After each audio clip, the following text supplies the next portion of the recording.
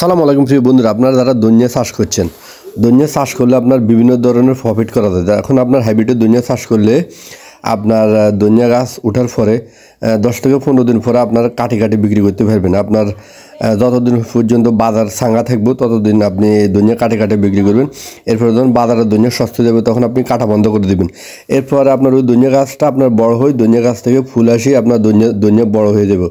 দুনিয়া যখন বড় হয়ে যাব পরে ওই দুনিয়ার বীজ যখন ফেঁকে যাওয়ার পরে ওই দুনিয়াটা আপনার শুকাই আপনার ফ্যামিলির জন্য ধরেন আপনি মশলা হিসেবে আপনি রাখে দিতে পারবেন। আবার আপনার বীজ সংগ্রহ করতে পারবেন এবং এই দুনিয়ার বীজ আপনার ধরেন অরিজিনাল ন্যাচারাল আপনার দুনিয়া পাওয়া অনেক ডিফিকাল্ট।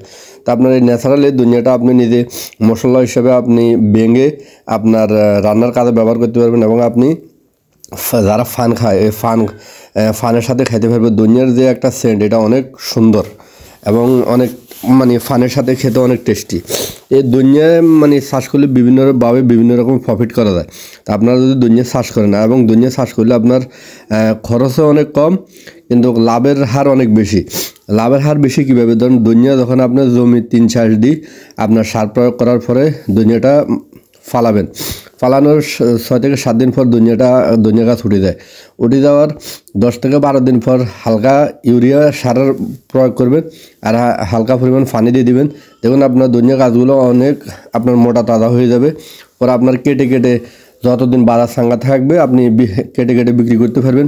অথবা যদি আপনি অল্প জায়গায় করেন আপনার ফ্যামিলির সাইডে আপনার মিটে যাবে। আপনার যতদিন ইচ্ছা আপনি কাটি খাবেন। কাটি খাওয়ার যখন শীতের লাস্টে দিয়ে আর 10-15 দিন পরে ফাল্গুন মাস চলে যাবে। ফাল্গুন মাস আসার আগে এখন আপনি কাটা বন্ধ করে দিবেন।